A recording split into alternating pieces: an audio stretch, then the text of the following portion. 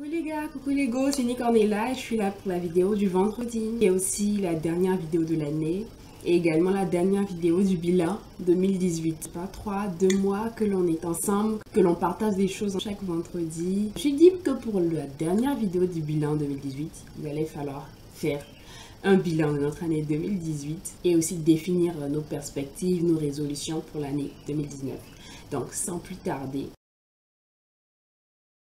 Déjà, me concernant, 2018 a été une année d'apprentissage. J'ai appris énormément sur moi, sur ma personne, sur mes aspirations, sur mes désirs, en tant que personne, en tant qu'être humain, en tant que femme. Je ne dirais pas que je suis au bout de mes découvertes parce que j'ai encore plein de choses à savoir sur l'être complexe que je suis. Mais je n'ai pas appris que sur moi, j'ai aussi beaucoup appris sur les autres, sur mon entourage. J'ai appris que les gens peuvent être faux, qu'ils peuvent être hypocrites. Bon, ça, je le savais déjà, mais j'ai reçu ça en plein dans la face cette année et ça m'a fait un de ces chocs. En mûrissant, on perd toujours des personnes, mais est-ce qu'on peut vraiment parler de perte dans ce cas-là? Je ne sais pas. Mais en tout cas, je pense que c'était une bonne chose et que ceux que je garde encore en tant qu'amis sont des personnes qui sont là pour durer.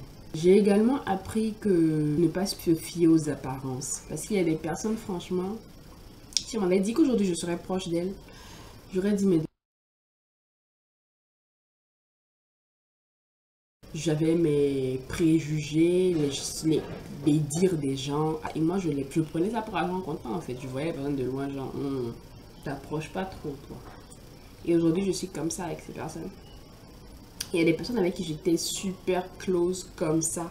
Et maintenant, on est juste comme ça. C'est jamais ce que la vie nous réserve. Et j'ai appris aussi que les encouragements, le support peuvent venir d'endroits vraiment inespérés. J'ai décidé de créer cette chaîne. J'ai eu beaucoup de... Vas-y. Mais la personne qui m'a le plus soutenue, qui m'a le plus encouragée, je dirais qu'à cette époque, c'était pas vraiment quelqu'un que je considérais comme une amie. C'était une amie, quelqu'un avec qui j'avais fait les cours, j'avais fait l'école. On s'était remis en contact juste à la période. On avait beaucoup parlé. On peut dire que c'est la personne qui m'a le plus poussé à créer cette chaîne et tout ça, qui m'a le plus soutenu et qui continue de me soutenir. Alors si tu regardes cette vidéo là, chérie, sache que tu es une amie aujourd'hui qui est vraiment très chère à mon cœur et que je tiens énormément à toi. J'ai ensuite appris que les gens achètent ce qu'on leur vend. Il faut bien se présenter, il faut se présenter comme la personne que l'on veut devenir. Il faut se présenter de sorte à ce que les personnes qui sont en face te traitent de la manière dont tu veux être. Ensuite, cette année était une année d'acceptation. À vrai dire, j'ai toujours été une personne à cheval entre le bébé et la femme.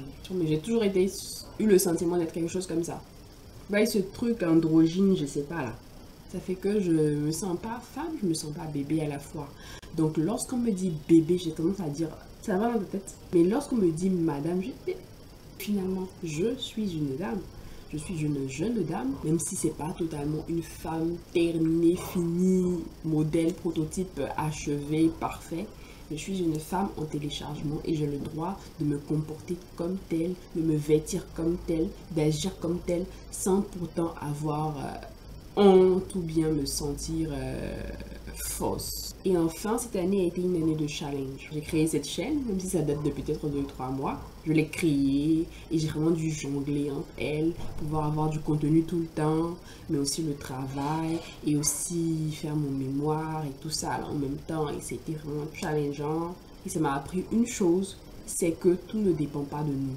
J'ai dû vraiment apprendre in the hard way, que tout ne dépend pas de moi. Lorsque tu te trouves face à une situation, que ta partition à jouer, c'est comme un orchestre.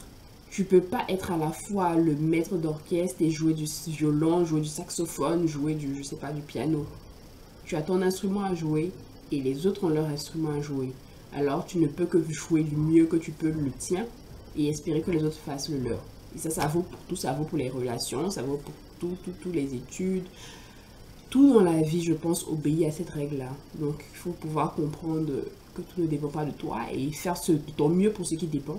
Et pour le reste, savoir lâcher prise. Et maintenant, franchement, voilà. Je vais dire une chose, j'ai fait vraiment de belles rencontres cette année. Parce que tu sais, quand quelqu'un laisse, quelqu'un prend.